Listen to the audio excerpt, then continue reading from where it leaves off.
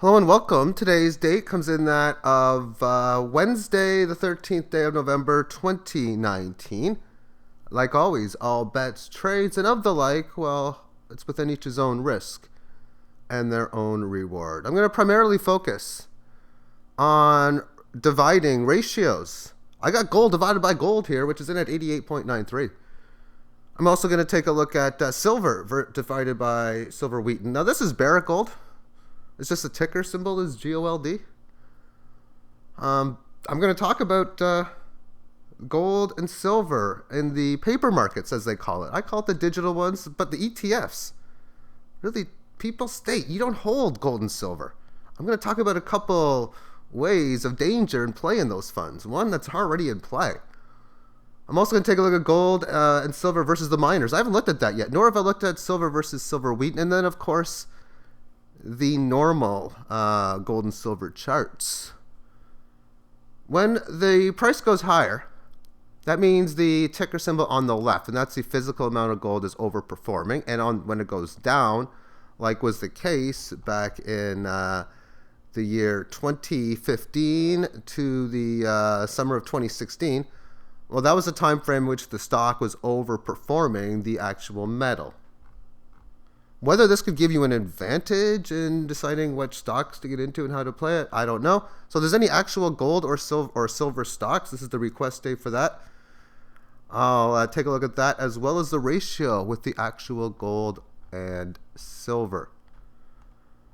All right, let's without further ado, let's look at the gold and silver and then go back to the ratios then thereafter that. So first, gold.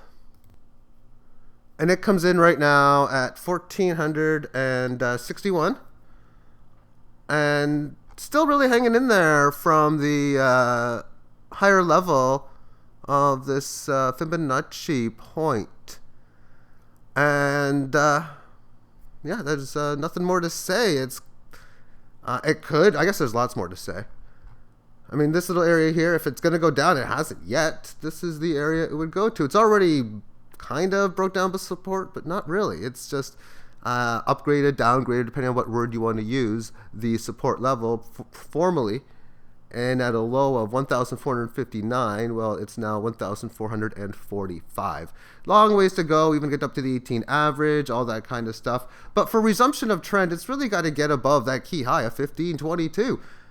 And if there is going to be any major decent term support, then most certainly this 1321 was multiple hit of resistance. And as we can see, we haven't had much of a price correction, albeit through time. Well, we got up to this in August, and it even pierced extra here into September, the start of September. So it's been that of over 2 months since this high. So as far as a time correction, well, 2 months plus. As far as the silver is concerned, I got all these Fibonacci's from this high and this low regarding this one, so more shorter term. And 1740 was hit there, and then it resisted 2 levels above it, comes back down, and it has a failed breakdown below it, albeit holding and staying above it though. And then it resists on 2 different occasions the next 18.25 fib level. Very short term only support at this mark in here. And then 2 days down, and it's just been going sideways. So again, nothing too excited to get over in this one. It's got to get above the 18 average of highs, and that's 17 a decent change right now to even consider this in resumption of trend. To me, the statement is made that it's going to be going down to 1613. Whether it does or not, to me, that's only the favorite. And when I say favorite, I would say it's more likely that we head down here than we get above the 18 average of highs for the next move. I don't even know what the silver miners ETF is. I know GDX is gold miners. I don't even know if there is a silver miners fund.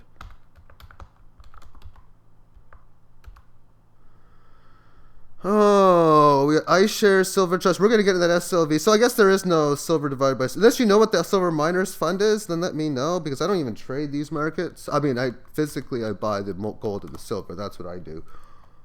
But we won't get into that. Let's do gold miners next. Gold divided by GDX.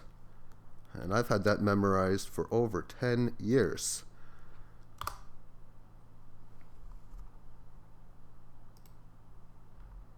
And If you can get any type of advantage on this, it doesn't move as volatile, of course. They work within each other. I don't know what you're going to get out of this.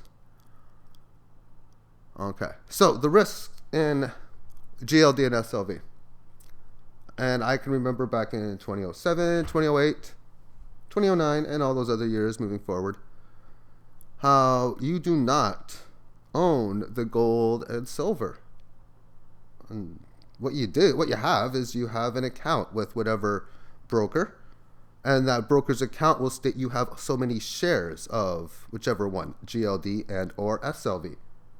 You have the opportunity to put orders in to sell them and accumulate more, buy more, of course, if you have the fiat currency. You'll never ever be able to turn them into physical gold and silver, and you'd have to use a means to an end to do that, which is the same thing doing that with SLV as it would be with Apple stocks or Adobe or whatever other one. Is you sell it, you get your fiat currency, and then you buy the gold and silver. And you're going to be paying some extra premiums for it, but one of those premiums is just holding gold and silver on those ETFs. That's one of the major ones. And then you get the situations, banking holidays, maybe even where things get good. Silver goes up to triple digits, and next thing you know, there can be problems you couldn't even imagine, or ones you did that you thought would never happen. And they happen. So those are ones that's why holding the actual real physical possession of the metal to me is what I like to do. I'm not going to say I recommend this, but I recommend for myself. There is no way I'm going to get any GLD or SLV, and I never have. So let's take a look at what we're going to do. Is we're going to take a look at First Silver, SILVER, which is this one in here, and we're going to divide it by SLV. The iShares Silver Trust, or the iShares Silver I Trust iShares. Nicely written. And this is what the weekly time frame brings. And can we see the pattern here?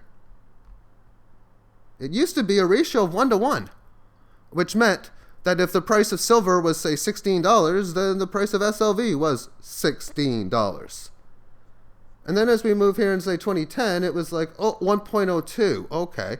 So if the price of silver was $16, that means the other one was about 30 cents. This one, SLV, would have been, 30 cents cheaper in price.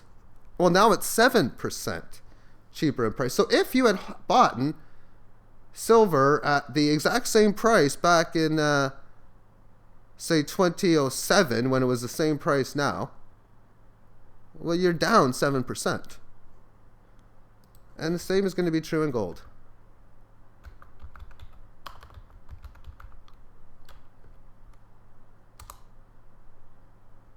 There we can see now what they did is the ETF would give you a tenth of an ounce at the start. So 10-to-1 ratio.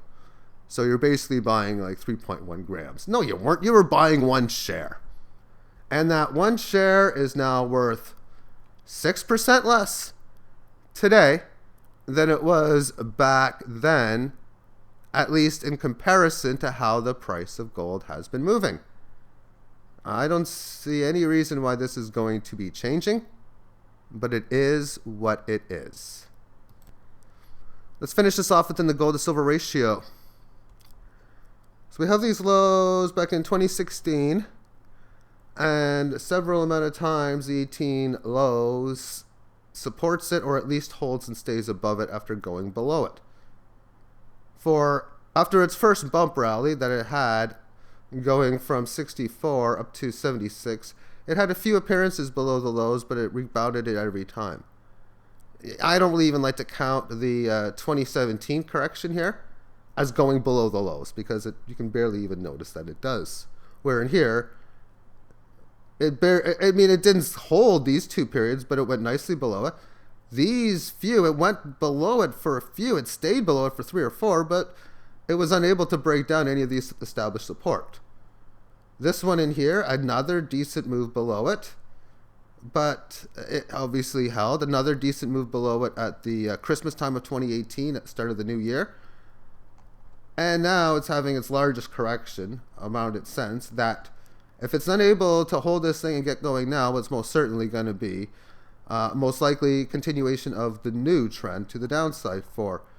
This is the first time it went below it resisted it, and then went further to a new low, and it spent a decent amount of time. Well, since then now, this is an interesting spot because this is a big move after, if you look at this like a game of cards, a chess match of some sort, a player versus player, smart thinker versus smart thinker, bulls versus bears.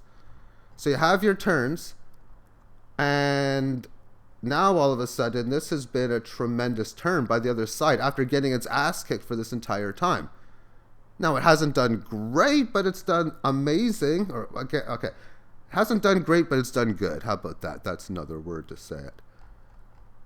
And so after passing the dice, we'll say after the September 2 lows, the bulls in play, this is big for them because they almost have to get up towards this 88, 89 level and then at least hold that again as well. For if it comes up here, we start to see this start to go down to 82, then I'll be considerably talking about, or seriously talking about, how this thing can go to 74, 70, 60 in the near term. If it's able to have this 18 hold, establish resistance, and just either break out or show a good pattern, meaning go up to 88, maybe come back down to 85, then retrace back later to the 88, and then get above 90, then I'll be talking about how this thing will probably has a good chance of going to 100. Right now, if I were to give a bias, my long term is huge. So destination versus journey. Journey means where I think the long term is going to go, and the destination to get there, heck, we might take a few side routes here and there we don't expect to, but we're getting to the journey kind of deal. With the journey, I'll not only feel that it's going to come down and retest this 32 level, but significantly break it to the historic teenage numbers, 13, 14, 15. But I not only think it's going to take that out, but go to single digits. That's in a very aggressive, bold prediction. Or that of where I think the journey is going to go. The destination to get there and how long the journey takes, that I'm not trying to predict. I wouldn't be surprised if it goes to 120, 130 before it goes to 5. We'll see in time. Thank you for tuning in to this video, and have yourself a great day. Bye-bye.